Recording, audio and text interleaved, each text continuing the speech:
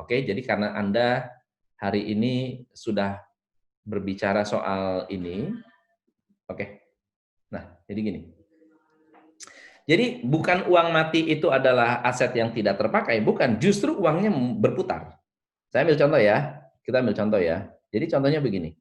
Misalnya Anda di sini, di posisi ini, di titik ini, Anda order stok. Oke? Anda order stok. Oke? Anda order stok. Kita harus tahu nih, order stok itu kapan stok itu datang. Oke? Let's say ketika Anda order stok 60 hari stok itu baru nyampe. Oke? Stok tiba gitu. Stok tiba. Pertanyaannya adalah pada saat stok tiba Anda bisa langsung jual atau enggak? Atau simpan gudang dulu? Katakan kira-kira di sini ya 10 hari ada di gudang. Ini posisinya di gudang. Oke? Posisi di gudang 10 hari. Setelah itu baru terjual. Oke, terima PO dari customer, delivery ke customer. Delivery ke customer. Oke? Jadi setelah ini keluar, let's say 10 hari ya, lalu kemudian delivery ke customer, customer kemudian, nah, jadi masuk gudang, dapat order, oke, kemudian delivery, customer terima. Setelah customer terima, mulai dari order sampai customer bayar, ini let's say butuh waktu 60 hari lagi. Ini sorry yang nggak proporsional ya. Nggak proporsional ya. Let's say begini. 60 hari. Nah, begini ya. 60 hari customer, ini delivery kan ya. Customer bayar. Oke? So, ini pertanyaannya. Pertanyaannya adalah ada beberapa company yang jadi total hari di sini ada berapa? Total hari di sini ada 70 hari. Kok 70? 130 hari, betul ya? 130 hari. Kenapa kok bisa 130 hari? Jadi mulai dari stok kita order sampai dengan siklus customer membayar ini 130 hari. Ditambah dengan begitu banyak macam proses di sini. Ini pasti ada banyak proses-proses lainnya. Betul ya? Nah, pertanyaannya adalah, Anda dapat kredit nggak dari supplier? Oh, dapat, bos. Kita itu dari order, saya kasih warna berbeda. Sejak order, kalau saya order di sini, saya dapat kredit 14 hari atau 20 hari.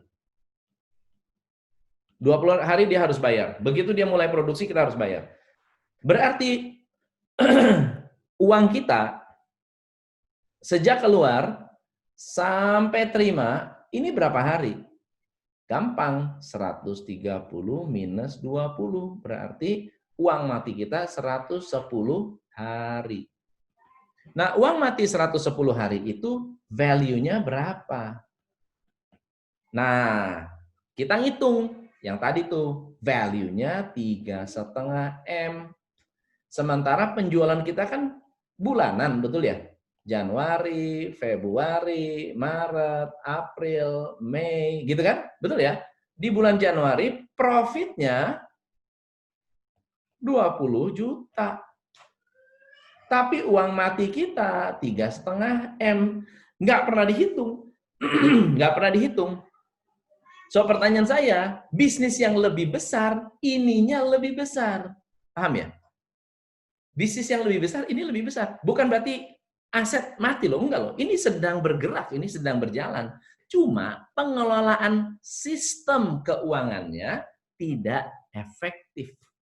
Berarti metodenya tidak efektif. Akhirnya sering kekurangan duit. Coba bayangkan, Anda profit 20 juta, harus nombok 3,5 miliar, ya 3,5 miliar. Gimana bisa bertahan hidup?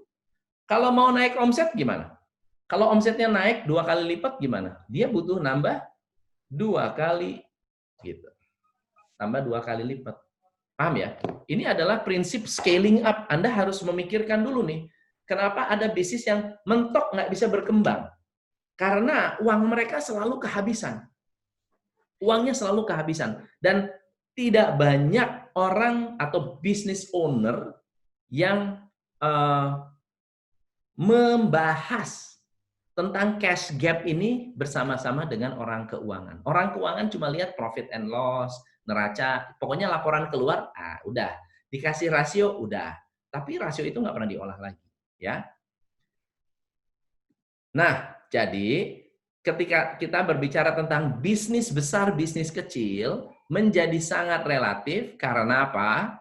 Karena ya benar-benar relatif. Begitu, benar-benar relatif. Bisa aja bisnis kecil, tapi autopilot jauh lebih baik daripada bisnis besar, utangnya banyak. Atau gini, lebih baik kita bisnis kecil, autopilot, bisa diduplikasi, daripada bisnis besar, tetapi ngumpulin dana masyarakat dan tanggung jawab besar. Ada nggak perusahaan yang seperti itu? Ada nggak perusahaan yang begini? Saya pengen berkembang. Supaya saya bisa berkembang, saya ajak partnership masyarakat. Ada nggak? Ada. Jadi partnership masyarakat. Masyarakat tuh diajak kumpulan, bikin semacam kerjasama, ya, mitra, bermitra. Sampai yang punya bisnis itu dipenjara karena ketika mitra minta untungnya, minta keuntungan nggak didapat, modal pun udah habis. Ya, mungkin nggak ada bisnis seperti itu? Sangat mungkin, sangat mungkin. Besar nggak? Besar. Tapi tenang nggak? Nggak tenang. Sustainable nggak? Tidak sustainable. Jadi teman-teman, ketika Anda berpikir tentang bisnis, besar itu semu dalam bisnis. Besar itu semu. Oke? Besar itu tidak selalu berbentuk, maksudnya gini, besar itu ada banyak sekali intrik di dalamnya. Lebih bagus kita punya bisnis kecil, untung, tenang, hidup nyaman, makan enak, tidur tenang, ya. Nggak mikirin, besok bayar utang gimana ya? Besok saya mau bayar gaji karyawan gimana ya? Untungnya kok tipis banget ya, mau pinjem uang, memelas-melas sama orang, pinjem dong, invest dong di saya, invest. Kenapa bisa invest? Kenapa minta investasi? Karena bisnis kita nggak sehat, itu nggak. Menurut saya itu kurang kurang sehat. Nah, kurang sehat. Oke? Jadi besar kecil relatif dan kesempatan kita itu kecil. Kalau untuk UKM itu kesempatan kita kecil. Kenapa? 4% doang yang bertahan hidup. 96% dari UKM itu tidak memiliki pengetahuan yang cukup untuk mengembangkan bisnis. Jujur aja, 96% dalam 10 tahun itu tutup. Kenapa? Karena bisa dikatakan ya, kalau saya ketemu UKM, kredit itu ya, piutang. Kita memberikan piutang, ya, memberikan piutang. So jadi teman-teman, ketika kita nanti berpikir tentang scaling up, nomor satu yang rule of thumb-nya adalah cash flow. Ya, rule of thumb Anda adalah cash flow. Rule of thumb yang kedua adalah selling. Jadi kalau ditanya sekarang, Anda boleh pilih satu di antara dua. Oke, jualannya jago atau cash flow-nya bagus. Ya, jualannya bagus atau cash flow-nya bagus. Kalau Anda nggak tahu cara mengelola cash flow, lebih baik Anda kejar, belajar cash flow. Kalau Anda tidak tahu caranya untuk mendatangkan cash flow, atau kalau problem Anda di cash flow, Anda harus tahu cara jualan. Paham ya? Bukan cara membesarkan bisnis. Membesarkan bisnis itu nggak susah. Jujur aja nggak susah. Oke? Tetapi membuat dia bertahan itu susah. Membuat dia sehat itu susah. Oke? Besar gampang. Sehat susah. Coach, kalau properti misalnya kita jualan nggak bagus, ada Pak Ridwan kalau mau belajar cash flow sudah ada recordingnya.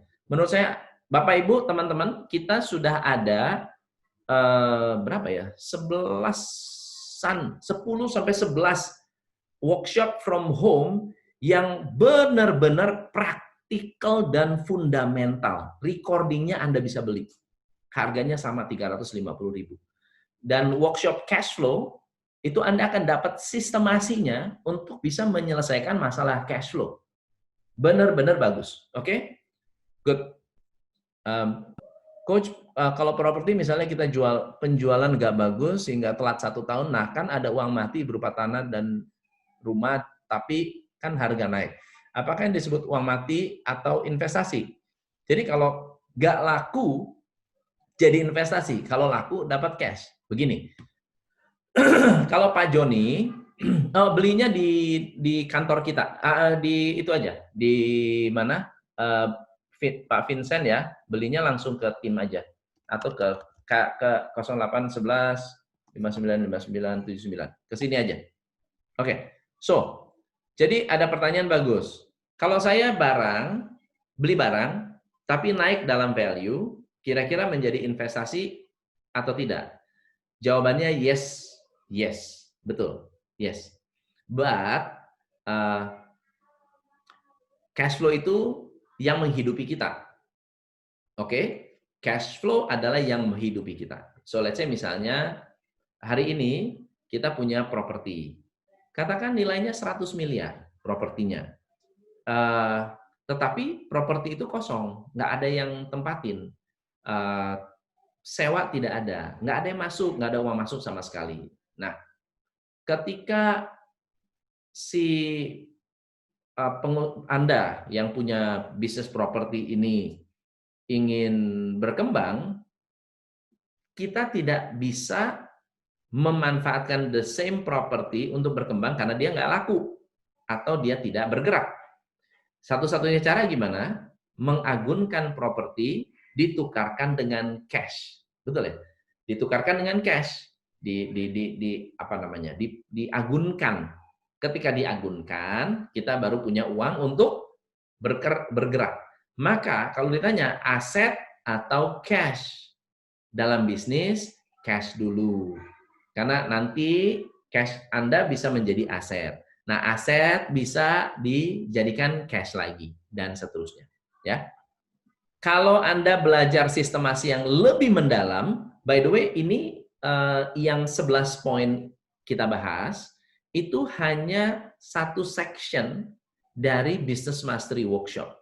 Di Business Mastery Workshop itu 2 hari ya. Ini kita cuma membahas yang section tipis doang nih di operation, di bagian sistemasi. Tapi ada bagian-bagian lain yang kita benar-benar belum sentuh. Contohnya misalnya marketing mendalam, bagaimana caranya melakukan iklan yang efektif, bagaimana jualan efektif.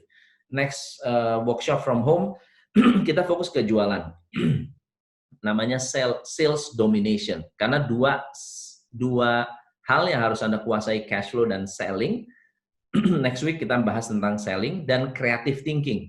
Kenapa saya membahas tentang creative thinking? Saat ini kita akan mengalami second wave of economic tsunami. Mungkin Anda nggak notice, mungkin juga notice, kita akan mengalami gelombang kedua dari the new normal. Bukan new normal 1, tapi the new normal. Hari ini new normal, tapi nggak lama lagi akan terjadi hantaman mengerikan tentang bisnis, tapi yang dihantam bukan bisnisnya, tapi pola pikirnya. namanya cywar. Ya, cywar itu otak kita diobrak-abrik. Nah, kalau Anda tidak mengerti creative thinking, bahkan Anda tidak bisa mengambil keputusan cepat, nah ini akan berat sekali. Oke? Good. Coach bisa beli panduan terstruktur untuk sistemasi bisnis, apakah ada? Yes. Business Mastery itu adalah yang paling lengkap, sebetulnya, yang paling lengkap. Nah, tapi nggak usah khawatir. Apa yang Anda dapat hari ini, itu kalau Anda jalankan, itu jalan untuk sistemasi basic, fundamental. Namanya fundamental. Oke? Ini ya, betul. Bukan post normal lagi. Post normal itu, setelah new normal, ada post normal. Setelah post normal, ada the next new normal. The next normal. Atau disebutnya never normal. Never normal. Itu yang mengerikan.